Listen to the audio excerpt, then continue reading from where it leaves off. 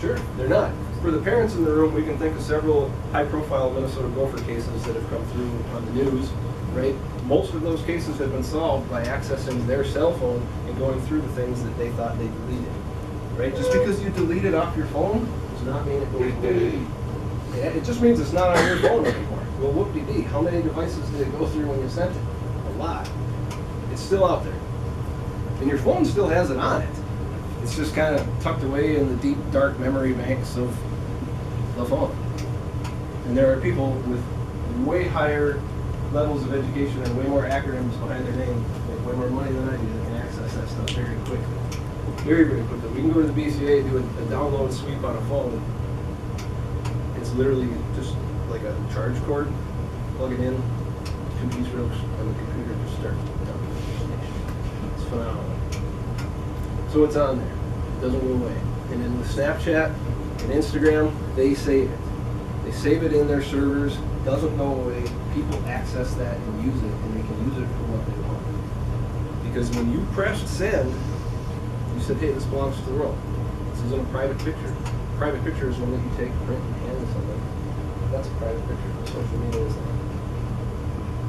So again, something to keep in mind. The last one that they had mentioned was YouTube.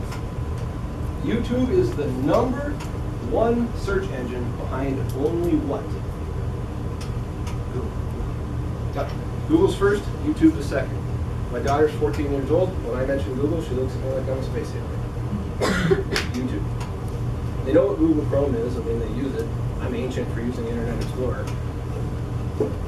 But YouTube is their #1 search engine of choice. YouTube has billions of hours of videos uploaded a day. There's no way for anybody to keep track of what all of those videos are. All the time, there's inappropriate stuff loaded up onto YouTube. All the time, YouTube will take it down. But how long has it been up? How many millions of kids have seen it? How many millions of people have seen it? How many of us in this room have really spent time searching for things on YouTube? Yeah? For sure. And so have I. And so have the students. Now, bring it back. I want to say it was like 3 years ago. I would have a better time frame if I didn't just lunch out of bed. I want to say it was like 3 years ago that I had a student cruise into my office that I sat in middle school and say, hey, Officer Gau, so-and-so and so-and-so and so-and-so over the weekend were smoking alcohol. I figured you want to know. Thanks. Yeah, I want to know that. What'd you say they were doing? They said, well, they were smoking alcohol. You know what that is, right? Yeah, totally. Yep. Yep. Gotcha. Thanks.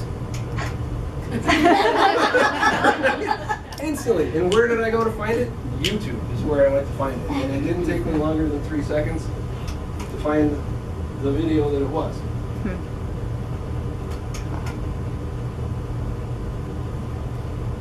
Will this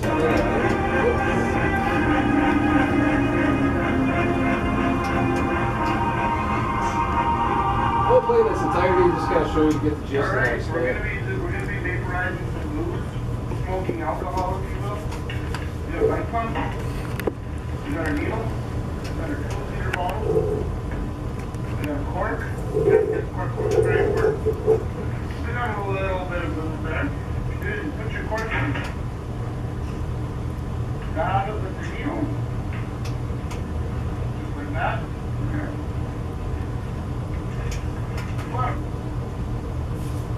I won't show the video in its entirety, because I'll just pin it to you. When you were watching, there was him taking a 2-liter bottle with just a very small amount of alcohol on the bottom, sticks the cork in it, take a bicycle pump, stick it in there, pressurize the bottle, pressurize the heck out of it until it's almost rock hard. The alcohol under pressure will vaporize. Pop the cork, instantly it looks like a cloud in the bottle, breathe it in. Just like that. Super effective, super quick way to get alcohol into your system. When you consume alcohol, it's processed through your liver, obviously, right? So when you breathe it in, you've bypassed that process, you've inhaled it faster. For anybody that's skeptical in the room, wondering if this works, I can tell you from a law enforcement side, yes, we did test this, yes, this does work. Okay? And yes, there are students that have died doing this. And they've died from alcohol poisoning. This is the #1 way for our body to get rid of alcohol when we consume too much. You breathe it out, right? And then you just start vomiting. It's in your system and you don't want it in there anymore. When you're breathing it in, there's nothing to vomit out. So it's in your bloodstream. Your liver has already been bypassed. It's in there. Whatever alcohol concentration it gets to, it gets to. The danger for parents, and the thing to keep in mind, is a tiny little bit goes a long, long way. Okay? If you're like me and you have a downstairs basement bar or something, you keep track of those bottles very, very vividly. You'd be able to tell if somebody took something out of it. They only have to take a small amount. A small amount goes way further because you're bypassing. So if you think about being able to take the amount of alcohol that's in a shot and just instantly get it in your bloodstream versus processing it through your liver and losing some of it, a little bit goes a long way. YouTube. That's not a YouTube video that I discovered that I needed an access account, that I needed to say that I was 18 years of age to do. That was just get on YouTube, put in smoking alcohol. One of the first ones that came out. You know where the kids found it? Legitimately? Ellen. Ellen had a dude on her show, like a scientist guy, that said, hey, bored at home, like kids need a really cool, fun project, you know, snow day type thing. This is really cool. I can show you how to make a cloud. Take some rubbing alcohol, put it in a bottle, pressurize it, boom, look, cool, cloud, hey, awesome. Ding, light bulb, right? Teenagers figured that out real quick. But Ellen was the one who kind of birthed it in America, so thanks for that. This next one, from a law enforcement perspective, absolutely not. I have not tried this. We begin tonight with a health alert that will have you say, now I have heard it all. Anybody ever hear You this? heard him right, nutmeg. Teenagers are now using this common spice to catch a cheap, homemade holiday high. So they're wondering, if you're wondering if the kid says, hey, I'm smoking nutmeg, or nutmeg is something that they can access. Again, that's just a YouTube video that I was able to access without saying that I was 18 years of age. So if they're on there, track it, right? What's the best way to track what your child's doing on YouTube? History, phenomenal, what else? I can tell you what I do with my daughter is I made her have a YouTube account. Yeah. Okay? So I made her formulate a YouTube account. And when she makes that YouTube account, every video that she watches when she's logged into her YouTube account, it saves it. So I can go back into her YouTube account and see what she was watching. I have killed a lot of brain cells. Watching on my daughter, watching on Facebook. Anybody ever hear of Dan and Phil? You are lucky. I won't even go down the road. Dan and Phil is real popular in my house. So it's just important for us to remember as parents, there's an app for that. There is an app for everything. Get on to your device, hop onto the Google store, hop onto the Apple store, take a look at the latest trending apps, take a look at whatever, do a search, start searching some things. There's an app for everything. Everything. There truly, truly is. And one of the benefits for that as parents then, that the kids aren't going to like, is there's an app for us to be better parents. Multiple apps that can help us track this kind of stuff. You want to learn about that? Yeah. Yes. I'm burning some of your time. I don't want a kid to be here after 7. I don't have to. My mobile watchdog is the #1 one that I can give you the most information on because it's the one that I'm most familiar with because it's the one I've used. I've used it for 4 years. My mobile watchdog was $5 a month. For $5 a month, my mobile watchdog sent my email address, every single text message my daughter sent, every phone call she received, who she sent pictures to, all that kind of stuff. It allowed me to set my daughter's phone so that from 3:30 in the afternoon to 6 o'clock at night, only these specific numbers would ring through. Everybody else would go right to her voicemail. Why? Homework, right? Mom and dad can call you, grandma and grandpa can call you, that's it. Nobody else, so those calls wouldn't make it. Set it up so that if I didn't want her to have Kick Messenger, I didn't want her to have Snapchat, I can set it up in the parent filter so that not only can they not download that, you can set it up so that if they try to download it, it tells you.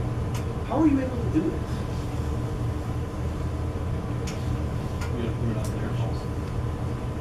Do you? Now, I'm not picking on you at all. Just saying, do you have to put it on their phone? Or do you have to put it on your? Exactly. The phone is yours. Newsflash to every kid in this room, that is not your phone. It belongs to your parent. Your parent signed the account. Your parent did all the paperwork.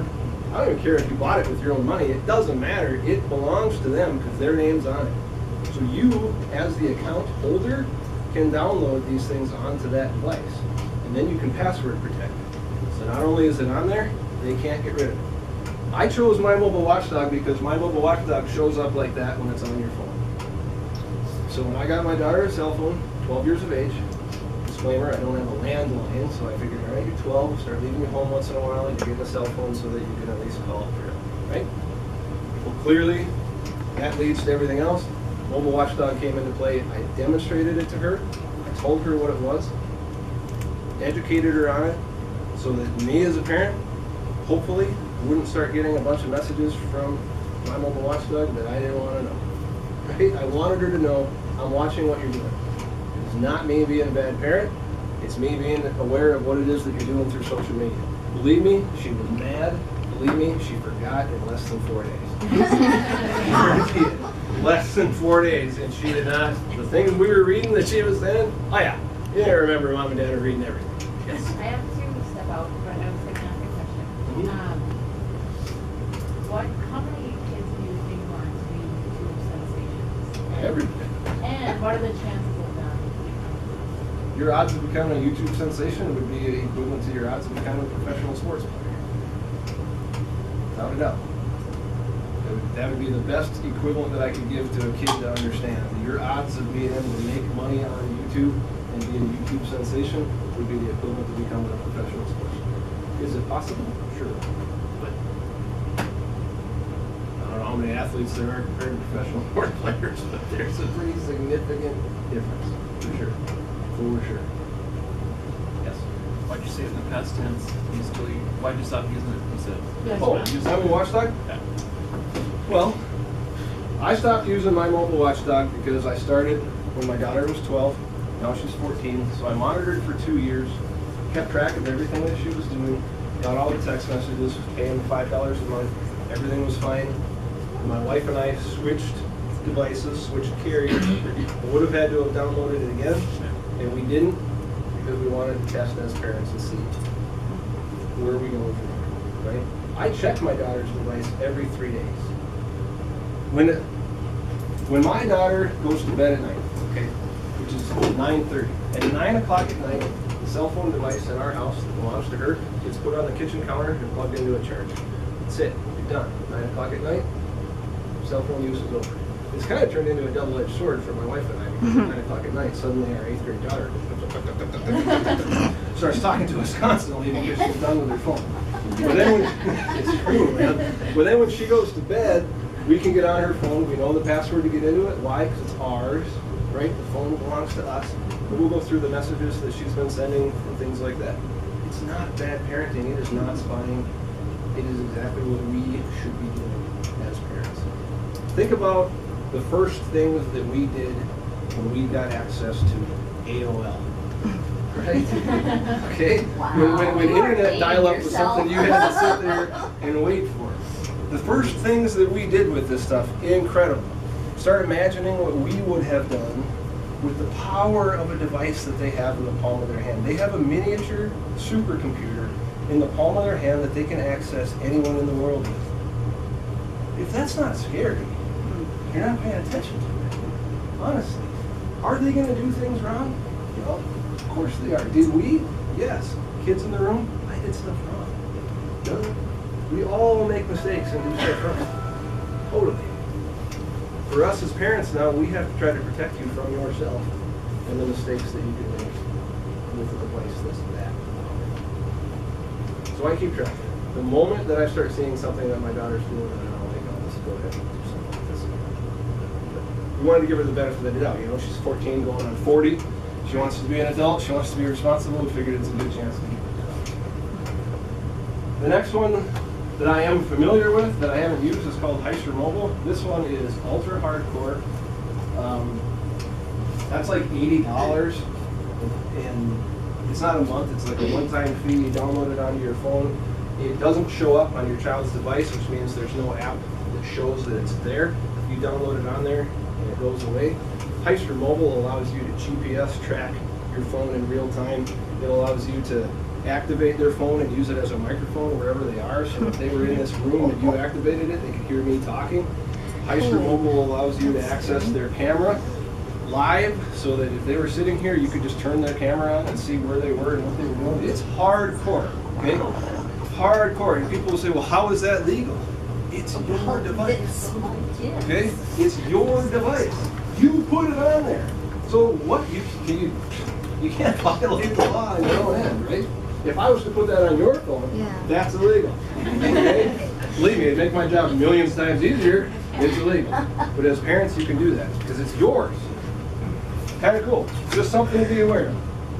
I have a question real quick, sorry. Have you had any instances where that has happened, where somebody has gotten a hold of something like that and has Like now a access to... Like a stalker, like? Sure. Yeah. We've had, through law enforcement wise, I don't always just work in the school, obviously, a police officer in and of itself, 15 years.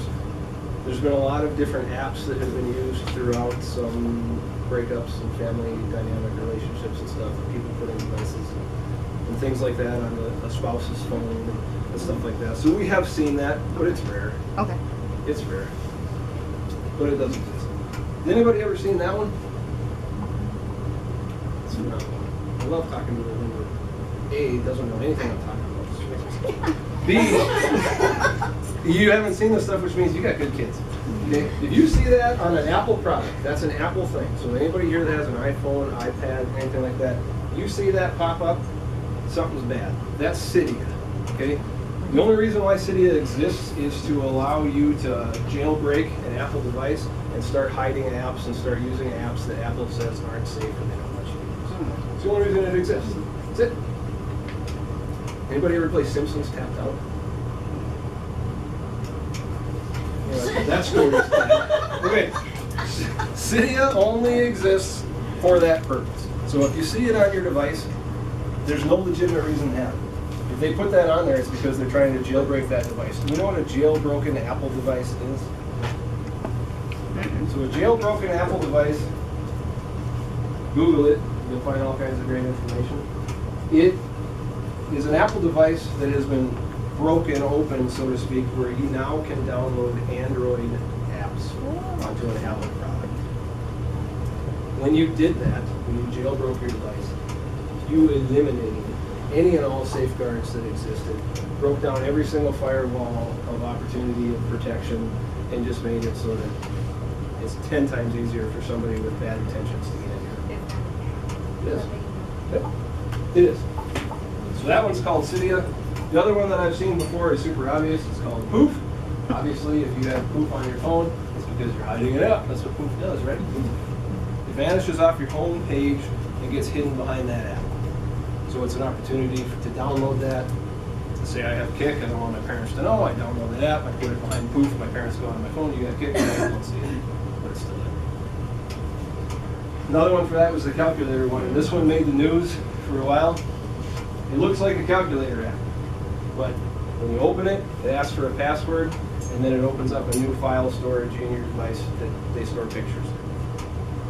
So parents started discovering that this calculator app existed through multiple felony investigations in multiple states involving child pornography. And they started discovering, well, my child doesn't have any of this stuff. And then, yeah, well, here it is. Because they go through their gallery, right? It's not in there. Well, access it through the calculator app, and there it is. Isn't it called Calculator? There's a few different ones, yes.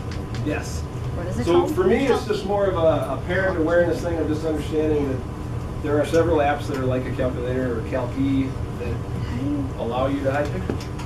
How do you find out about, I mean, unless it's on the news or we see it, how do we find out about this I stuff? just have to go through my son's Right. phone and just keep clicking his apps just to open up. So phenomenal question, how do we keep track of this stuff and how do we find out about it? Research, man, you stay up, really. Where you ask, find a school resource officer, find somebody that's versed in it, talk to them about it. Like I had said earlier, get into the app store and just look at it. You know, I don't know how many of us at night do what I do at night, but when I'm laying down, I'm thinking around on my phone, looking at stuff, right? So I just go into the app store and just see what's in there. What's the latest and greatest thing? There should be a couple more here that I'm going to talk about that should truly blow your mind. You probably don't know that they exist. One of them is this. It's Mama Bear. Sounds awesome. Okay. Mama Bear is phenomenal, and it's something just to keep in mind. I'm trying to tie together the example for you that there's an app for everything. Okay? The Mama Bear app was designed for mamas. Right? Like, track your child's device. GPS locates your child's device through Google Maps. Okay? It's designed for when your child starts driving, so you can set that thing up to send you a text message if they're going over 55 miles an hour, 65 miles an hour, 70 miles an hour. You can set it up so that you know the area that they're going to. So let's say that they're going to go to a concert for the first time down at the XL Energy Center or something in high school, and off they go. You enter in the XL Energy Center's address, and it'll send you a text message when they arrive. When their GPS, if they're tracking that phone, they're pinging that phone, so they're tracking it. You know what pinging a phone is and tracking a phone is? Mm-hmm.